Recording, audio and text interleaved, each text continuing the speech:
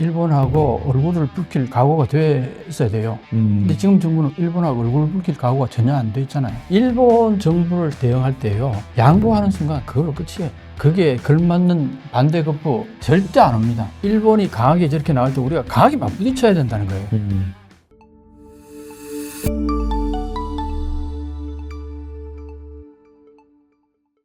그러면 우리나라 정부는 이번 라인 사태에 대해서 대통령실이나 아니면 산자부나 관련 부처에서 뭐 정보과학통신부라든지 아니면 법무부라든지 아무런 아이디어를 지금 내놓지 않고 있는 상황입니까? 그냥 지켜보고 있다는 겁니까? 사실은 이런 문제를 하려면 일본하고 얼굴을 붉힐 각오가 돼 있어야 돼요. 근데 지금 정부는 일본하고 얼굴을 붉힐 각오가 전혀 안 돼 있잖아요. 그동안 해온 거 보면은 되도록이면은 허허 웃는 낯으로 해결하려고, 우리가 컵에 반 컵 정도 우리가 물을 담아가지고 일본한테 주면 일본이 나머지 반을 채울 거다. 네. 그게 이 정부의 스탠스잖아요. 일본을 바라보는. 근데 일본은 어떻습니까? 우리가 반 물에 컵에다가 반 물을 채워가지고 넘겨줬더니 홀딱 마셔버리는 거예요. 채우는 게 아니라. 라인 사태가 그런 셈이죠. 라인 사태가 그런 거예요. 예. 이거는 한마디로 말해서 한일 공조가 아니라, 예. 이 한일 공조라는 말이 얼마나 공허하게 들리는지 이런 걸 보면은 정확히 나는 지금까지요 한미일 공조에 대해서 엄청나게 비판적인 시각을 곳곳에서 얘기해 왔어요. 왜냐, 이거는 한미일 공조는 누가 제일 바라느냐 하면은 안보적인 측면에서 일본이 가장 원해요. 왜냐, 일본은 바로 엄청난 중국을 바로 옆에 엄청난 대치를 하고 있단 말이에요. 과거에는 일본이 패권이 갖고 있었다 해도 과언이 안 돼, 이 동아시아에서. 예. 지금 중국으로 완전히 넘어갔잖아요. 예. 그 중국하고 이 해양을 엄청나게 많이 접했으니까 지금 중국이 대만 공격한다 그러면은 이건 바로 일본 유사예요. 그러니까 이런 문제들이 발생했을 때에 한미일 공조를 해가지고 한국이 여기 편에 들어왔을 때는 엄청나게 든든한 거예요. 근데 한국이 만약에 중국에 가깝다, 이것처럼 악몽이 없어요, 일본 입장에서는. 그러니까 한미일 공조는 일본이 가장 원하는 바입니다, 이게. 거기에 일본이 미국하고 사바사바 하면서 한미일 공조 어떻게든 같이 하자고 계속 그렇게 얘기할 거예요. 그게 이제 사실은 많은 우리나라 국민들도 그렇고 역사에 대한 조금 백그라운드를 아셔야 되는데, 예를 들면 이명찬 박사님이 말씀하신 그 내용에 한 가지 정도 제가 말씀을 드리면 그런 내용이 있습니다. 제가 강연에서 자주 말씀을 드리는데 1972년도 키신저 국무장관과 닉슨 대통령이 중국을 방문해서 쭈울레 수상하고 총리하고 모태통 총서기를 만났을 때에 그때 세 가지 질문을 합니다. 이 문건이 최근에 문건 해제가 됐습니다. 기밀 문건이었는데 쭈울레 총리가 닉슨에게 합니다. 첫 번째 질문이 뭐냐면 대만 문제를 어떻게 할 거냐. 72년도니까 79년도에 수교를 했으니까 약 7년 동안의 핑퐁 외교를 시작하면서 간보기를 하는데, 너희들이 대만을 정식 중국 국가로 인정할 것이면 이게 어렵지 않겠느냐, 어떻게 생각해? 이게 첫 번째 질문이었어요. 두 번째 질문은 뭐냐면, 이게 재밌는 겁니다. 일본이 두 번 다시 한반도에 진주할 일이 있을까? 이게 두 번째 질문이에요. 그러니까 중국은 과거 만주사변이라든지 상해나 중국 일대에서 일본이 한 만행을 알기 때문에 한반도로 들어와서 또 어떤 나쁜 짓을 할 것인가를 고민했던 거죠. 세 번째가 이제 한반도의 상태에 대해서 미국 입장은 뭐냐, 이제 이거였거든요. 그 세 가지 질문이 대만 침공설, 그다음에 일본 침공설 텀들이 많으니까요. 그러면 한반도의 사태가 어떻게 될 것인지에 대한 이야기가 나오게 되고, 또 중국이 지금 금을 많이 사모으지 않습니까? 이 금을 사모으고 있는 거는 전쟁을 하려고 그러면 돈이 필요하지 않습니까? 만약에 대만하고 전쟁을 한다면 엄청난 재정이 필요할 거라고 생각돼. 재정이 필요하면 결국은 환율이 휘청휘청거리고 국가의 어떤 경제적인 전망이 달려있을 가능성이 있기 때문에 금을 사모으는 것도 하나의 디펜스용이라고 이야기할 수도 있는 부분이 있습니다. 잘 아시겠지만 환율 쪽은. 이제 그런 과정 속에서 한일 미 관계, 아까 방금 이명찬 박사님께서 말씀 주셨습니다만, 우리가 그냥 한미 관계에서의 동맹의 그 수준을 한일 관계의 동맹 수준과 같은 레벨로 인식을 하는 것은 전략적인 실수다.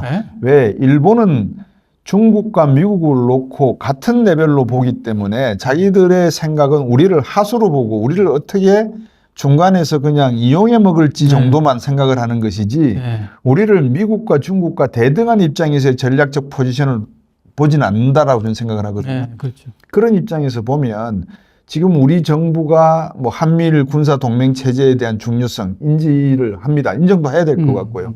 정보라고 하는 것은 사전 선제적인 예방이고 예방 조치를 위해서는 정보 교환이 상당히 중요하니까 하지만 그 뒷면에 숨어 있는 경제적인, 지정학적인 어떤 이해관계, 국가의 핵심 이해관계, 요 부분에 있어서는 우리가 놓치는 게 있는 것 같아요. 예를 들면 이번에 라인 사태도 사실 우리 정부가 이거를 대단한 뭐라 그럴까요? 독도를 뺏어가는 거에 버금가는 형태로 한편으로 저는 또 이런 생각을 했어요. 한번 가져가 봐라. 너희들이 얼마나 제대로 운영할 수 있을는지 왜 기본적인 데이터 인프라가 안 돼 있습니다. 그리고 이거는 제가 확인된 뭐 정보라고 말씀드릴까요? 내용인지는 시청자 여러분께서 어떻게 판단하실지 모르는데 해킹이 가장 쉬운 나라가 일본입니다. 그건 맞아요. 예. 일본은 디지털화가 되어 있지 않기 때문에 일본의 웬만한 뭐 상무성, 외무성 들어가서 끄집어낼 수 있는 문건 다 끄집어낸다는 이야기를 제가 자주 들었거든요. 제일 어려운 나라가 미국과 한국 정도. 네. 저는 그렇게 알고 있습니다. 그러면 디지털 정보의 어떤 그 키핑, 축적, 그 관리 네. 수준은 일본이 아무리 그 데이터를 가져간다 한들 네. 우리의 능력을 쟤들이 넘지는 못할 거라고 저는 생각을 하거든요. 나는 이제 이런 생각이 들어요. 만약에 정말 라인을 탈취해가지고 예, 일본 거로 만들었다. 예, 그래서 저기 이제 일본 정부 네, 여러 가지 일본의 상황을 잘 이제 말씀해 주셨는데 일본 정부는 제가 그동안 쭉 보면요. 한국 사람들 대체로 이제 패전 이후에 네, 헌법도 평화헌법이라 그러고 그래서 개과천선해가지고 옛날에 그 일본의 그 무진막지했던 군국주의적인 마인드는 이제 많이 달라졌을 것이다. 개과천선했을 것이다. 그렇게 다들 보시는데 천만의 말씀, 만만의 많이 꿈꾸기. 쿵떠입니다. 예, 제가 볼 때는 그래요. 지금 저도 그렇게 보고 지금 있습니다. 하는 거 딱 예. 보면요. 예. 하나도 안 바뀐 거예요. 제국주의적인 마인드거든, 저게. 우리나라 언론에서 간혹 가다가 어떤 뭐 퇴직한 여자 선생님이 또는 교감 선생님이 동학혁명에 대해서 사죄하러 왔다 이런 게 이제 우리나라 언론에 나오니까 예. 많은 분들이 마치 일본의 많은 지식인들이나 이런 사람들이 물론 소수는 10명 중에 한두 명은 그런 게 있습니다. 소수죠. 소수. 일본이 우리를 강점했을 당시에도 우리나라 백성들, 그러니까 그 황국 신민에 대한 일본 지식층 중에서도 이거는 심하다라고 이야기하는 사람들이 분명히 있었습니다. 네, 근데 있었죠. 아니 나치가 이제 유대인들을 그렇게 그 학살을 하고 할 때도 독일 내에서도 히틀러를 죽이려고 한 사람들이 있었지 않습니까? 네. 그런 게 있는데 그거를 마치 전체 일본 국민들 아니면 다수 일본 국민들이 그렇게 생각할 거라고 생각하는 거는 큰 착각이다. 아유, 정확히 보시네요. 예. 일본을 정확히 보시네요. 아니 뭐 일본을 제가 일본 역사를 또 공부를 좀 했습니다. 예. 책을 좀 읽고 해서 그렇게 보시는 게 아주 정확하다고 저는 생각하고요. 예. 그래서 이제 이번 이 나인 사태는 아까 독도의 문제하고 비슷하게 보시는데 저는 그보다 훨씬 더 큰 문제라 보는 게 왜 예. 그러냐니까 이제 앞으로 AI가 엄청나게 세계를 좌지우지하는 이 먹거리이기도 하고 한국은 그런 입장에서는 아까 말씀하셨는데 이 디지털화가 일본하고 비교가 안 될 정도로 발전해 있단 말이에요. 그럼요. 이 디지털을 근거로 해서 이제 앞으로 AI 이쪽으로는 한국이 엄청나게 선진적으로 나아갈 거란 말이에요. 네. 그럼 일본은 이게 비교가 안 돼요. 네. 아예 그런 게 없단 말이에요. 네. 근데 지금 저기 나인이 넘어가서 네. 나인이 지금 보면은 그 2억 3억 가까이 인구가 그 사용을 해요. 네. 동남아까지 합해가지고. 그렇죠. 일본이 한 1억 정도 사용. 일본이 9,600만 정도 쓰고 동남아 쪽에서 네. 그러면 그 자료들 데이터를 다 가지고 있을 거예요. 그걸 네. 가지고서 이제 AI를 가지고 접목시켜서 얼마든지 발전시켜줬잖아요. 네. 그러면 이제 한국의 강력한 국가 이제 AI 경쟁 국가 탄생하는 거예요. 그럼 이거 피튀기게 싸워야 된다 이 말이죠. 네. 그러면 이게 한국 입장에서는 지금 우리가 라인이 네이버가 가지고 있는 그 데이터를 우리가 그대로 활용한다고 봤을 네. 때 이거는 뭐 AI에서 엄청난 하나의 무기가 되지 않겠어요? 그럼요. 그런 측면에서는 이거는 그렇게 가벼운 문제가 절대 아니다. 이거는 우리나라 앞으로 국가적인 먹고 사는 문제, 경제적인 그다음에 안보적인 측면에서도 엄청나게 중요한 이 이 경제 안보라고 요즘 많이 쓰는데 이 네. 경제 안보예요, 이게. 예, 소프트 안보라고도 하죠. 네. 그 시청자 여러분들께서 이렇게 이해해 주시면 되겠습니다. 조금 이제 그 정리를 해드리자면 라인 사태라고 하는 게 단순하게 카카오와 같은 그런 플랫폼을 일본 국내에 있는 지분을 이용해서 다 가져간다. 그러니까 앞으로 이제 모든 라인에서 이루어지고 있는 데이터의 송수신이라든지 축적이라는 게 일본 기업들 중심으로 이루어지기 때문에 이게 이제 자칫하면 우리는 거기서 손을 떼야 되니까 우리는 더 이상의 어떤 정보 축적이 어렵지 않겠나라고 걱정하는 것이고, 그게 이유가 앞으로의 세계는 이 AI라고 하는 인공지능이라고 하는 시대에 불가피한 게 결국 데이터인데, 이 데이터가 연료가 되고 가스가 되는데, 이런 부분에서 우리가 중요하게 동남아 시장과 일본에 가지고 있던 자산을 강탈당했다라고 하는 것을 놓고 우리 정부도 그렇고 산업계도 그렇고 가만히 있어서는 안 된다. 첫 번째 스텝으로는 법적인 투쟁을 하든지 아니면 뭐 국제사법재판소에다가 뭐 ISO에다가 제소를 하든지 여러 가지 방법을 한번은 고민을 해봐야 될 것 같다라는 말씀이신 것 같고요. 네, 그러니까 기본적으로 이제 이게 엄청나게 중요하다는 이게 인식이 먼저 돼야 돼요. 이게 어느 정도 중요한 문제인가. 방금 네. 제가 말씀드렸듯이 이거는 엄청나게 중요한 문제다는 거 일단 그걸 인식이 돼야 그다음부터 나올 거 아니겠어요? 사실은 지금 현재 한국 정부가 이렇게 그것도 외교부도 아니고 네. 과기부에서 예. 과기부 차관님 나와서 저기 뭡니까 인터뷰하더라고요. 네. 나도 그거 다 봤어요. 다 봤는데 그 말씀 한마디 한마디를 정말 정제된 언어로 쓰더라고요. 책 안 잡히려고. 네. 보고 있으면요. 저 뒤에 아무것도 안 나올 수도 있겠다. 정부가 아무것도 안 할 수도 있겠구나. 왜냐? 이거는 기업의 문제이기 때문에 기업의 의견을 철저하게 존중해 주겠다. 이런 얘기를 계속 얘기를 해요. 그러면 그게 뭐냐니까. 제가 라인에 지금 그 어떤 현상이냐 하면은 카를로스 고은의 입장이에요, 지금 현재. 잘못하면은 완전히 폐간망신할지도 모른다는 생각을 할 거라고 봐요. 엄청 두려울 거예요, 지금 라인에 그 관계되는 사람은. 카를로스 고은을 봤잖아요. 네. 그냥 어느 날 뭐 하나 엮어가지고 감옥에 쳐넣어버리면은 이 사람 못 빠져나와요. 그런 것까지도 두려움을 가졌을 거라는 생각을 합니다. 네. 일본의 지금까지 정부가 해온 그 행태를 보건대는. 네. 네. 그러면은 라인의 입장에서는 어떻게든 이익이라도 좀 건질 수 있으면 그 길로 모색해봐야 되지 않겠나. 온갖 고민 끝에 그렇게 판단할 수도 있어요. 왜? 일본의 행정 지도라는 것이 이게 코에 금을 코걸이, 귀에 금을 귀걸이식으로 한마디로 무적이에요. 거기에 행정소송할 수도 없어요. 네. 행정소송할 근거가 없어요. 그 법이 아니기 때문에. 네. 그러니까 이거 한마디로 말해서 일본 정부는 그렇게 하면서도 여기에서 저항하려고 하면 법적 뭔가를 하려고 그러면 빠져나갈 공지를 완벽하게. 왜냐? 이 알맹이가 별로 안 보이기 때문에 그게 보이지 않는 압력이라는 거 있죠. 일본 정부. 일본 국민들은 대체로 그렇게 살아요. 일본 정부의 보이지 않는 압력 때문에 아예 대항을 못해요. 한국은 어떻습니까? 데모도 하고 온갖 저항을 표시하잖아요. 강력하게. 네. 일본은 그런 거 봤습니까? 데모하는 거 봤습니까? 거의 없어요. 6.8 문화혁명이 있었을 당시에 이제 적군파라고 하는 일단의 학생운동 단체들이 정부에 대해서 데모를 하고 했었습니다만. 자, 그런 얘기 하시면 꼰대 소리 들어요. 그렇습니까? 아무도 이해를 못 합니다. 지금 그 젊은 역사를 아는 사람도 없어요. 없죠. 예. 나도 지금 가물가물하는데. 어쨌든 이제 아까 제가 일본은 마치 자민당 일당 독재라는 말씀을 제가 드렸고, 네. 결국은 간단하게 정리해 드리면 그렇습니다. 저는 일본이라고 하는 나라는 자본주의 국가가 아니다. 네. 사회주의 국가다.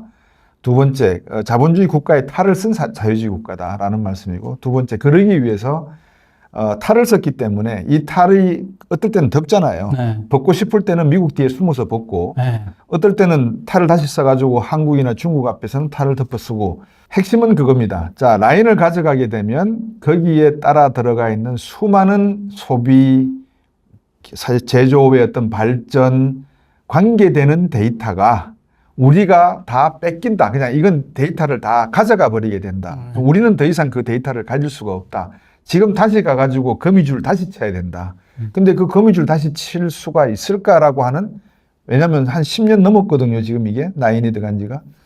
그래서 이제 그런 측면에서 과연 정부가 팔짱을 끼고 이렇게 쳐다보는 것이 정치적으로 한미일 동맹 관계가 중요해서 그러시는 건지, 그래서 우리가 양보를 해도 괜찮다고 보는 건지, 두 번째, 경제적인 효과가 없다고 생각하는 것인지, 세 번째, 과학적으로 이 AI에 해당하는 개인정보나 많은 산업정보가 라인이 가지고 있는 것이 중요하지 않다라고 생각하시는 것인지, 이거를 미래의 먹거리를 고민하는 미래 세대와 또 이명찬 박사님이나 저 같은 사람이 납득할 수 있어야 되는데 거기에 대한 해석이 없다는 것. 그리고 더 중요한 거는 우리나라 국민 대다수가 라인 사태가 뭔지도 모르고 이게 왜 중요한지도 모를 수가 있다는 게 제가 우려하는 바입니다.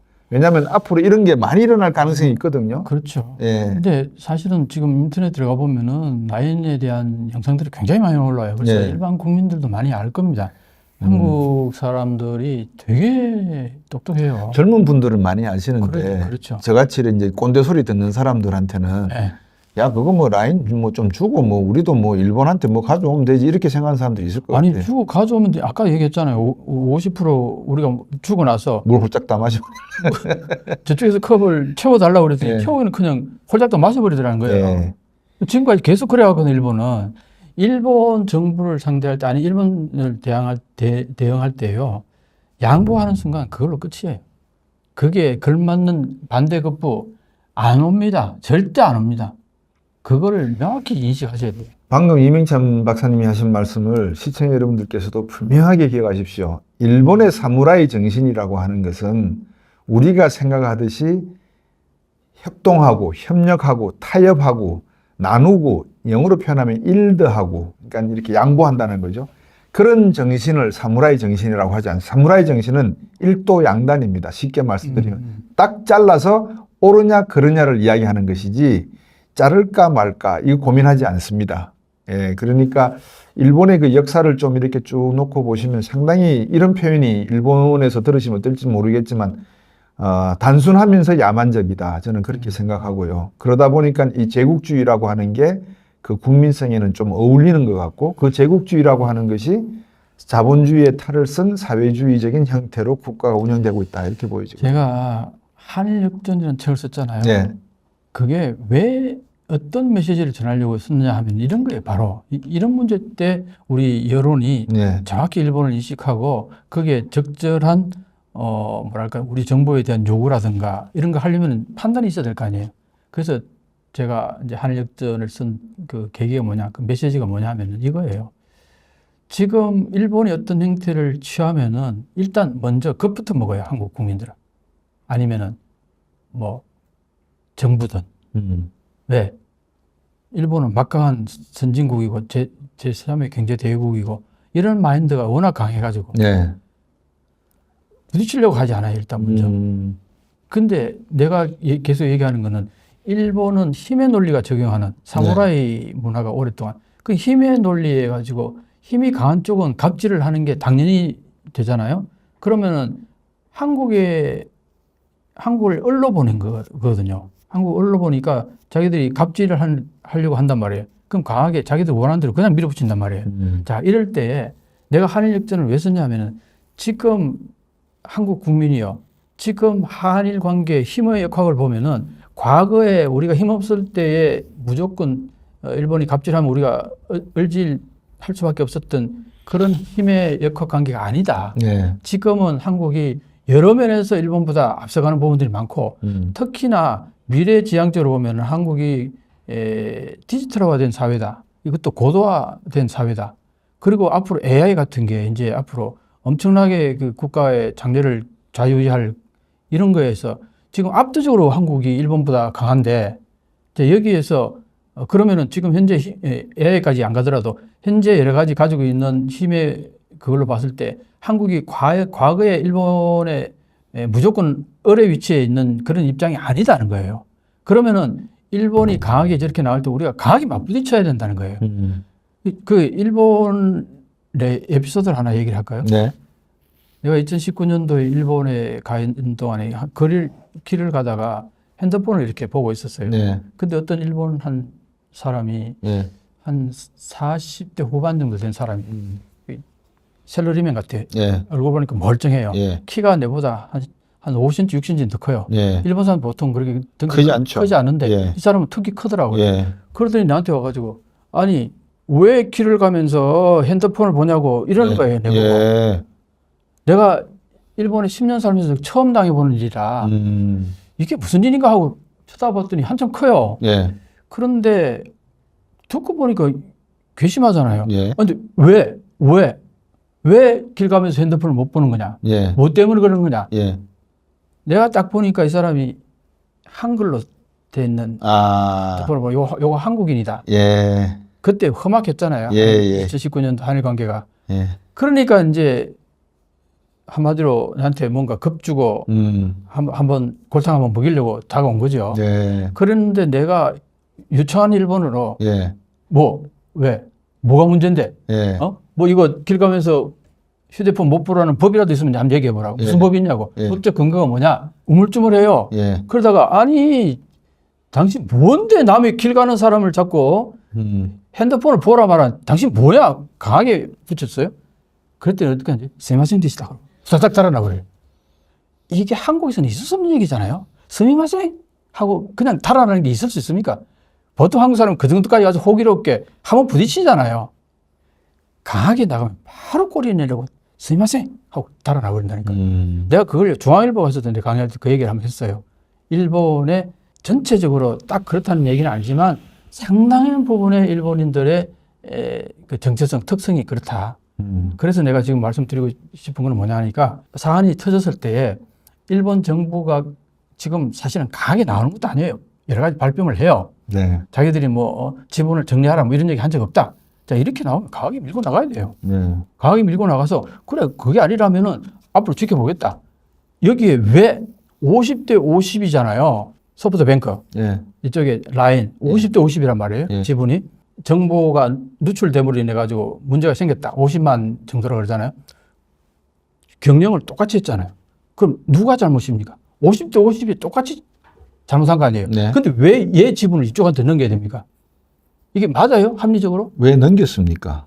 아직 넘긴 건 아닌데 넘기라고 얘기 지금 거의 그렇게 돼가고 있는 중인 것 같아요. 예. 얘도 잘못한 거 아니에요? 그러면은. 예. 그럼 얘 걸 이쪽으로 넘기라고 얘기하면 니 들을 거냐고. 그 말이 안 되잖아요. 그렇죠. 예를 들어서 라인이 51% 지분을 가지고 있었다면 전적으로 책임을 이쪽에 져야겠죠. 네. 그런데 50대 50이란 말이에요. 그게 공동 책임이라고 지금. 그렇죠. 그러면 왜 소프트뱅크한테 지분을 넘기라는 식으로 얘기를 하냐 이거예요. 말이 안 되잖아요. 논리적으로. 그 얘기를 명확히 또 해야 되는 거고. 그리고 그거는 그렇게 들어가면요. 이거는 일본 정부 할 말이 없어요. 뭐라고 얘기할 겁니까? 아니 일본 정부가 관여할 게 아니죠. 그럼요. 이 민간의 지분을 기업 대 기업으로 이야기하는 건데. 그러니까 일본 정부는 우리는 그렇게까지 얘기한 적이 없다고 얘기를 해요. 예. 그런데요. 아까 얘기했잖아요. 카를로스 고원을 한번 보라고요. 그냥 무지막지하게 그냥 덮씌워가지고 그냥 감옥 쳐넣어버려요. 그때 프랑스 정부가 뭐 여러 가지 얘기하고 있는데 꿈쩍도 안 하고 그냥 삼켜버린 거예요. 지금 그럴 거라고 앞으로 내가 볼 때는. 네. 그 방향성이 대충 보여요. 자, 그러면은 이걸 이제 우리 정부는 어떻게 해야 될 거냐. 이게 어떤 문제가 있는지 심각성을 먼저 인지를 하고 그 다음에 이게 앞으로 어떻게 흘러갈 건가. 그게 정말 면밀히 주시하면서 계속 항의성 발언을 해야 될 거고 그 다음에 만약에 이게 일본 정부는 끝까지 관찰할 거예요. 왜? 저 사람들은 한 번 딱 결정 내리잖아요. 네. 절대 철회 안 합니다. 그렇죠. 절대 철회 안 합니다. 네. 그래서 이제 이게 심각함을 일단 인식해야 되고 거기에 대해서 강하게 맞부딪혀야 된다는 거 하고 그 다음에 하나는 이런 일이 앞으로 계속 있을 가능성이 있어요. 일본 정부가 하는 행태는 딱 그게 행동 패턴이 딱 정확하거든요. 네. 그럼 앞으로 또 계속 그럴 거라고요. 그러면 이제 이거 어떻게 할 거냐 앞으로. 자, 그러면은 한일 협력이라는 것이 과연 가능한가? 이렇게 기업을 막 그냥 꿀꺽 삼킬 수 있는 이 정도라면 무슨 앞으로 협력이 가능하며 자본 투자가 가능하며 이게 자본주의가 아니라고 볼 수 있잖아요. 일본 정부는. 네. 그러면은 사실은 이런 것들 인식을 정확히 한 다음에 우리가 대응을 해 나가야 된다는 얘기예요. 그러니까 되게 심각하게 봐야 됩니다. 이 부분은. 이제 말씀하시는 동안에 여러 가지 생각들이 막 스쳐 지나갔습니다. 예를 들어서 이게 적당한 비유는 아니겠습니다만 꼰대 소리를 또 한 말씀 더 드리면 우리가 3.1 운동을 하고 일제의 식민화를 견디지 못하겠다라고 민족적인 운동을 하니까 결국 데라우치라는 자는 그 뭐라 그럴까요? 조금 유화 정책을 네. 썼다 말입니다. 그러니까 이제 강하게 나가면 약해지는 건 맞는데 그렇다고 해서 일본의 얼굴이 바뀌었다, 본질이 바뀌었다라고는 생각하지 않았죠. 근데 4월 29, 제가 미국을 4월 27일 날 들어갔는데 4월 29일 날이 윤봉길 의사가 홍구공원에서 폭탄 던진 날이었어요. 네. 모르겠습니다. 요즘 뭐 제가 그런 말씀 드린다고 해서 괜히 또 꼰대 소리를 의식해서 어떻게 될지는 모르겠지만 적어도 대한민국에서 그런 과거에 우리가 일본에 대해서 했던 또 중국의 10억 인구가 하지 못했던 일들을 우리가 해낸 일들이 많이 있거든요. 그런 민족성을 가지고 있는 우리가 도대체 무엇 때문에 왜 이명찬 박사님이 말씀하신 대로 한일 역전이 코앞에 와 있고 우리가 뒤에 가서 미국에게 우리가 좋은 협력사가 될 것이다 앞으로. 우리도 지금 인공위성 만들고 우리도 KF-21 만들고 나름대로 우주항공산업도 잘하고 우리 724군 부대인가요? 그 마루타 부대 운영하지 않았어도 우리가 바이오 분야에서도 삼성 바이오로직스도 있고 SK도 있고 뭐 잘하는 기업체들 많다. 우리도 같이 너희들하고 협력 기업으로서 주식회사로서 나갈 수 있다. 라고 좀 작전을 하면서 일본의 어떤 저런 모습들을 이렇게 극복해 나갈 수 있는 그런 전략적인 내용들을 좀 가져갔으면 좋겠고요. 아무리 정신이 혼미하다 하더라도 국가의 핵심 이해관계라고 하는 건요. National Interest, Core Interest라고 하는데요. 미국 상원과 하원 의원들은 항상 국회, 미 의회에서 질문을 할 때 국가의 핵심 이익에 관해서라는 단어를 씁니다. 그러면 우리 국회에서는 지금 뭐 하고 계시는지 모르겠습니다. 뭐 회기가 뭐 이제 22대로 넘어가니까 5월 말이 되면 그때부터 하려고 그러는지 이런 사태를 놓고 어느 국회의원도 여기에 대해서 정부에 대해서 이야기를 하는 사람이 없었고요. 있어요. 뭡니까? 예. 여러분 최근에 보니까 얘기합시다. 얘기를 하기 시작하는 이제 그것도 이제 정략적인 어떤 내용인지는 모르겠습니다. 제가 말씀드리는 거는 이명찬 박사님이 말씀하셨듯이 그런 하나의 결기라 그럴까요? 네. 그런 내용을 가지고 이 문제를 언급을 했으면 미국 같았으면 이거 상임위원회 수십 번 열립니다. 이거 매일매일 열립니다. 그러니까요. 예. 지금 아마 회기가 끝나고 새롭게 하여튼 그 임시하는 부분이 예. 있는 것 같고 또 하나는 최근에 국내 문제가 워낙 그게 뭐 총선 이후에 네. 여러 가지 문제들이 심각하니까 거기에 집중되는 것 같은데 아니 아무리 집중되고 여야 간에 네. 관심사가 틀린다 하더라도 이거는 여야를 떠나서 대한민국의 미래 먹거리와 산업에 대한 이야기거든요. 아니 말로만 뭐 저출산, 출산율을 올려야 된다, 뭐 국민들한테 25만 원 준다 이런 이야기 할 게 아니고 이거는 여야를 떠나서 다퉈야 될 문제란 말입니다. 제가 볼 때는 그래요. 네. 25만 원 같은 거 주는 거 좋죠. 근데 보세요. 베네수엘라, 아르헨티나, 브라질 어떤 꼴이 났습니까? 돈 펑펑 쓰다가. 그거는 제가 볼 때는 논쟁의 여지가 많은 부분이고요. 이거는 국가 대 국가가 지금 붙은 겁니다, 사실은. 근데 이거를 우리 정부가 그냥 뭐 하하호호 하면서 미래 관계의 발전을 위해서라는 말로 넘어간다? 아니 내가 이제 예. 정부에 한마디 하고 싶은 건 뭐냐니까 예.